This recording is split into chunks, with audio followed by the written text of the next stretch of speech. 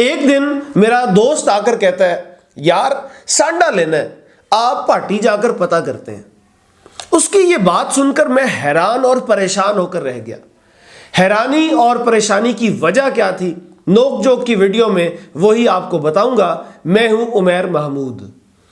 جب میں 2003 میں لاہور آیا، اس وقت میری عمر 21 سال تھی، اور 21 سال تک نہ میں نے کبھی سانڈا دیکھا تھا، نہ کبھی سانڈے کے بارے میں کچھ سنا تھا۔ پھر لاہور آنے کے بعد میرے اردو بازار کے چکر لگے، کیونکہ یہ وہ جگہ ہے جہاں ہر طالب علم کو کبھی نہ کبھی جانا ہی پڑتا ہے۔ اگر آپ پبلک ٹرانسپورٹ سے اردو بازار جائیں تو آپ کو بھاٹی دروازے کے سٹاپ پر اترنا ہوتا ہے۔ بھاٹی دروازے کے سٹاپ کو مختصر کر کے صرف بھاٹی کہا جاتا ہے۔ سواری ویگن والے یا چنچی والے کو کہتی ہے کہ بھائی مینو بھاٹی لا دیں، یعنی کہ بھائی مجھے بھاٹی اتار دینا، اور ویگن والے بھی بس یہی آوازیں لگاتے ہیں، پاٹی والے پاٹی والے پاٹی والے، یعنی جس نے بھاٹی دروازے پر اترنا ہے اس کی منزل آ گئی ہے۔ بھاٹی دروازے اتر کر وہاں سے کچھ دیر پیدل چلنے کے بعد اردو بازار آتا ہے۔ جب میں سٹاپ پر اتر کر اردو بازار کی طرف جاتا تو راستے میں کئی ریڑیاں کھڑی ہوتی جن پر شیر، مگرمچھ، سانپ اور بچھو وغیرہ بنے ہوتے۔ ان پر لکھا ہوتا یہاں سانڈے کا تیل دستیاب ہے۔ جب میں نے سانڈا پڑھا تو میرے ذہن میں سانڈ کی تصویر آئی۔ یہی سمجھا کہ سانڈا سانڈ سے تھوڑا بڑا ہوتا ہوگا یا تھوڑا چھوٹا ہوتا ہوگا۔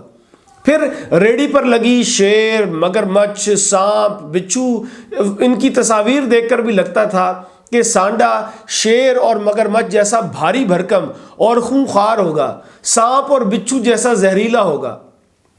سانڈے کا تیل دستیاب ہونے کے اعلان اور ان تصاویر کے نیچے ایک تحریر بھی لکھی ہوتی تھی۔ اس عمر میں وہ تحریر پڑھ کر کان سرخ ہو جاتے تھے۔ لگتا تھا کہ کوئی مجھے یہ تحریر پڑھتا دیکھے گا تو پتہ نہیں میرے بارے میں کیا سوچے گا۔ مطلب کہنے کا یہ ہے کہ وہ اشتہار سرسری سی نظر سے تو دیکھے جا سکتے تھے، غور سے پڑھے نہیں جا سکتے تھے، کیونکہ خواہ مخواہ کا احساس جرم ہونے لگتا تھا۔ اس لیے میں وہ ریڑی، اس پر سانڈے کے تیل کا اشتہار کے نیچے بنی تصاویر گزرتے گزرتے دیکھتا جاتا، سرسری سی نظر سے۔ اپنے ذہن میں سانڈے کی سانڈ سے ملتی جلتی ایک تصویر بھی بناتا جاتا، لیکن یہ نہ سوچتا کہ سانڈا اصل میں کیسا ہوگا، اور ریڑی پر تیل سانڈے کا بیچا جا رہا ہے تو شیر، مگرمچھ، سانپ، بچھو کی تصاویر کیا کر رہی ہیں۔ جس سانڈے بیچارے کا تیل نکالا گیا ہے وہ کیسے نکالا گیا؟ کہیں ایسا تو نہیں کہ جن جانداروں کی تصاویر ہیں ان سب کو پیس کر تیل بنایا گیا ہو؟ مطلب وہاں سے گزرتے گزرتے بے خیالی کے سے عالم میں کئی خیالات آتے اور اسی وقت ذہن سے محو ہو جاتے۔ لاہور میں سال بیتتے گئے، اردو بازار کے چکر لگتے گئے، سانڈے سے واقفیت ہوتی گئی۔ یہ بھی معلوم ہو گیا کہ سانڈے کا تیل جوڑوں کے درد کے علاوہ اور کس کام آتا ہے، اور خود سے یہ فرض بھی کر لیا کہ سانڈا ایک قسم کا سانڈ ہی ہے، بھاری بھرکم سے ڈیل ڈول والا۔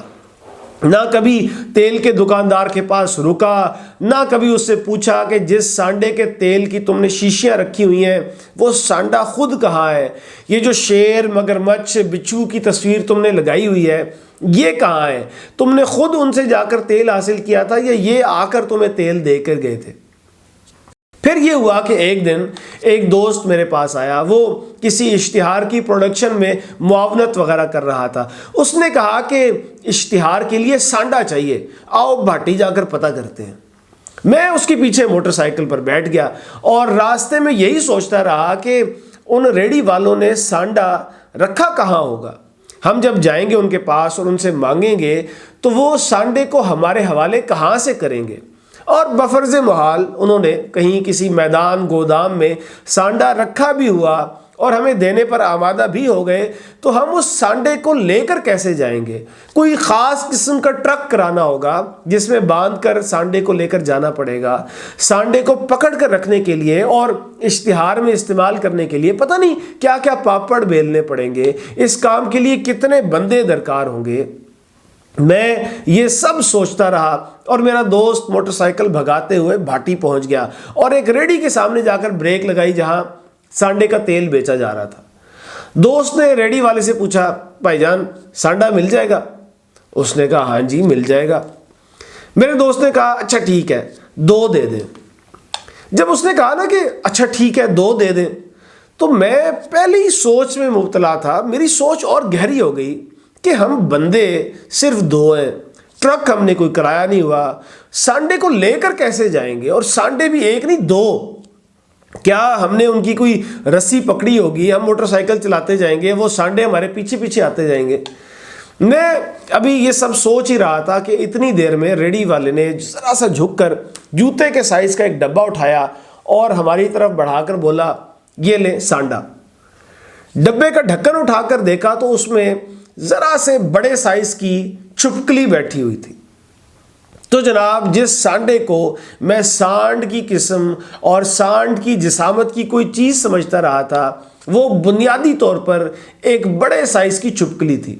اس کا سائز اتنا تھا کہ 9 نمبر کے جوتے کے ڈبے میں دکاندار نے ہمیں 2 سانڈے دے دیے تھے۔